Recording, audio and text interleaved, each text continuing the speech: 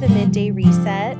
My name is Antoinette, and I know it's been a while since I have joined you with any new content lately, and I guess I have some explaining to do, so that's what I'm going to do. But just a couple of items before I really jump into this. I want to mention that in starting back up again with recording episodes, I really am trying to make sure that there's fewer barriers between myself and delivering the content to you, which tends to be a lot because I have a lot of responsibilities. In addition to working to build the Midday Reset, I am also a wife, I'm also a mom, I am also a member of my community, and I am an author as well as a motivational speaker outside of the work that I do for the Midday Reset podcast. So, all in all, you would say that I'm a pretty busy person. I don't have a whole lot of breaks. And I've actually been having to institute some hard breaks for myself because I've been working really hard and not balancing that enough with the pleasures of life and the happiness and the joy and, all the quality time that you spend with family and friends and things like that. So, um, I'll talk about that a little bit later, but that's something that I have been working to try to get a better hold on.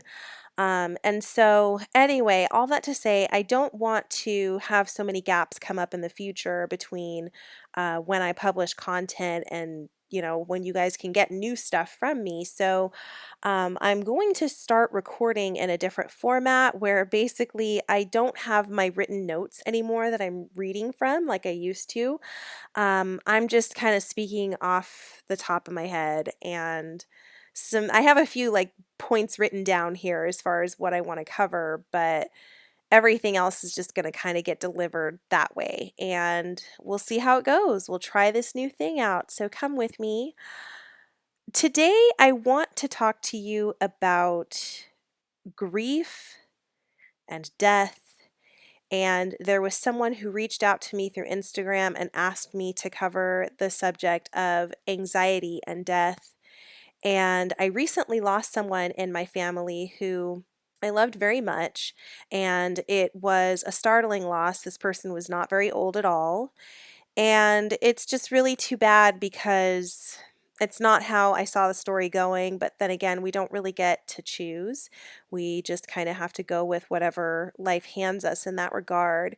That's the thing about death is that you really cannot it's non-negotiable. It's not something that you can go and, speak to the manager about or anything like that. And so because it's so final, I tell people all the time, like, make sure that the relationships that you do have with the people who are in your circle, because it's impossible to do this with every single person that you know, but the people who are in your circle and that you're close to, make sure that you're checking up on those people, make sure that you're keeping yourself aware of, how they're doing. And if they're having any sorts of problems, look in on them and see if you can help with solving them and if you have resources that would be helpful to them.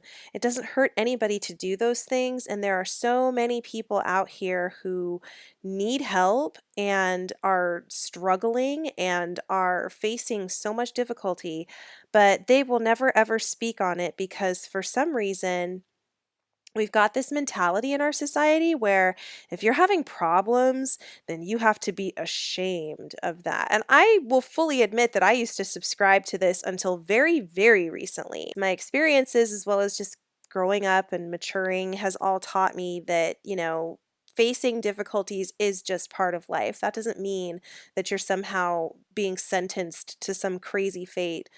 Issues hit everyone. Everybody has car trouble or a pipe bursts or they get sick or someone gets in an accident. Like it happens to everyone.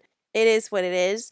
But, cherishing the time that you have with the people that you love and care about so that when they do pass away, which we don't get to say when they get to pass away. So, just keep it consistent so that when they do, you don't have to feel feelings of overwhelming regret or sadness or, disconnect because, oh, I didn't have a relationship with this person, or I wish I'd called this person. I wish I had, spent more time, etc.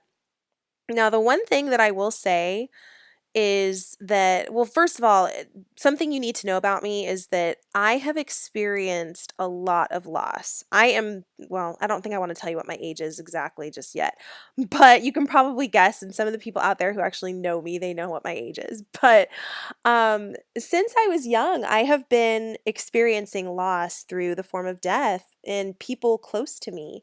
The very first major death that I ever had to grapple with was my maternal grandmother, and it was when I was 6 years old. And she, for the record, was only 57 years old. So, and it's been like every 6 years after she passed away, like someone else passes away. And so, like, my grandfather passed away 6 years later, and then one of my uncles, and then, just on down the line. And so I've lost quite a few aunts and uncles on both sides of my family since I was very young. And so the way that I handle loss, it's kind of different. Like, people might be a little alarmed at first to see the way that I handle loss and I handle death, because I've gone from the stages of reacting to death and loss by just being overwhelmingly upset and out of control and hysterical to, okay, well, let me celebrate what's happening in this moment by this person being set free from whatever it might have been, whether they were sick or whether they had an addiction or um, whatever the case may be. And unfortunately, that's how most of my family members have gone, is they've usually been sick, or they've had some kind of an addiction, or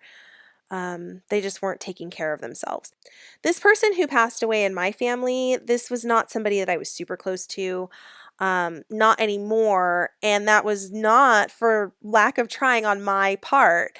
I reached out to this person on a few occasions because when I was young and this person was young, we were very close. And so I tried reaching out to this person again in adulthood because I wanted to form a relationship, and because this person had a child that I also wanted to form a relationship with. I mean, these are all people who are in my family.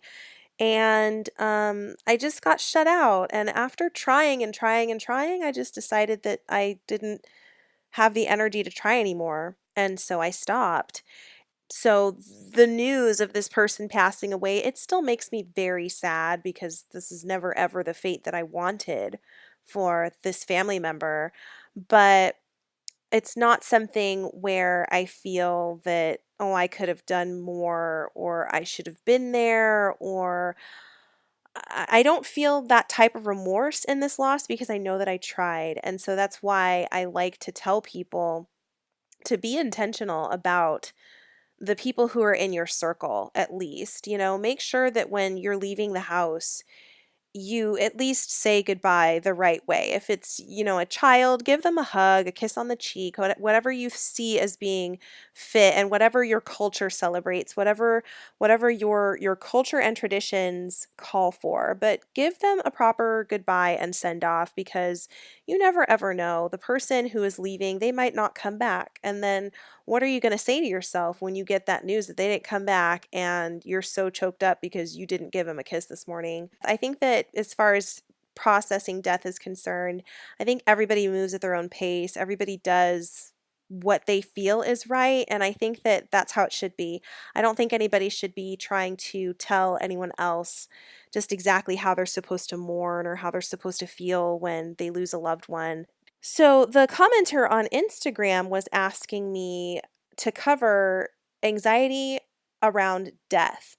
And I wasn't sure if that was anxiety pertaining to the idea of experiencing death and the fact that you will die, or if it was anxiety around the death of others or losing others. And so I can speak a little bit to both. Um, so hopefully within this, you will be able to find what you were looking for. So, when it comes to anxiety around death, this is something that I started experiencing kind of young too, because I think it's because I watched how my grandmother passed away when I was young, and that like triggered something in me to fear that, oh my gosh, everybody's going to die, including you one day. What are you going to do? Because, at that age, you don't really have a concept of what death is. You just know that you're not on earth anymore. And so I think that what I've learned is that the way you combat that is you make the most of the time that you have here on this earth. So make sure that every moment that you spend on this planet is spent doing something that is meaningful and purposeful. And that's meaningful and purposeful to you. I'm not here to say what that should be, but as long as it's something that helps you identify with your core values and it strikes a nerve within your soul and you feel passionate about it, as long as you're contributing to those kinds of things, uh, those kinds of uplifting things, we want positive, constructive things, then I say go for it and make sure that your life is featuring some of that on occasion to make all of the work and the hard times that you will undoubtedly have to face while you're here worth it. And I think that as long as you are concentrating on making your life into the best darn thing you can make it be, you will be busy living it, and therefore you won't have time to experience the anxiety that you might be feeling around death and, just kind of fixating on that concept. So that's my advice for if that's the issue that you are experiencing, or if you were curious about that, or if you know somebody else who's going through that. Next, when it comes to anxiety around death with others, and I'm going to also include processing that too. I talked about it already in this episode, but making sure that you are cherishing the time that you have with the people who you are close to and who you love. If there's somebody in your life who you would really miss if they were gone, just tell them. Please tell them. Nobody gets mad when you say that to them, believe it or not. I've said that to so many people, and no one ever was like, oh, shut up. Don't say that. If you really love your best friend and you're appreciative of the way that your best friend always listens to you and makes time for you, even though you guys have grown up and you guys have families now of your own, and they are a parent and you are a parent, but they still make space for you. If you love your best friend, then tell your best friend that you love them. Same thing goes for your family. If you're not telling that to your family, how on earth is your family going to know? And please trust and believe that you want your family members to know that you love them. You don't want to keep that a secret or be bashful about that. You want them to know that you love and care about them. You want the people who are in your circle, which probably includes friends, people who are not necessarily blood relatives of yours, but they're a part of your village. You want them to know that you love them. Everybody wants to be told that they're loved and that they're appreciated. So sharing that with people is definitely nothing to feel ashamed of. Telling people that you love them is something that should not be done sparingly, and it's something that should never ever be kept a secret. And if you have anxiety surrounding the issue of death and loss and saying goodbye to someone you care about, then I say make the most of the time that you have here and make sure that you let them know just how much they mean to you. I don't think they would be upset if you told them how much they mean to you. So, those are just things that I've learned through my experiences with loss. I hope that this gives some helpful insights as far as, one perspective. I mean, I hope it's helpful. So, if you want to ask me some other questions, you can feel free to do so on Instagram at the Midday Reset. You can also write to me at info@middayreset.com. And then let's see. Oh, yes, we have a new website that you can check out at middayreset.com as well. I'm going to start putting some blog content on there, but for right now, the website is a place where you can access episode content. You can access the shop. You can access my blog posts when they get up there. You can see my bio and learn a bit more about me. And you can also figure out what the Midday Reset is up to as far as what events we have going on and any sort of promos or anything that we're running as far as a special in the shop or things we're participating in. You can stay up on all of that news by visiting our website. So check it out. It's part of the reason why I've been absent for such a long time, but I'm getting back into the swing of things.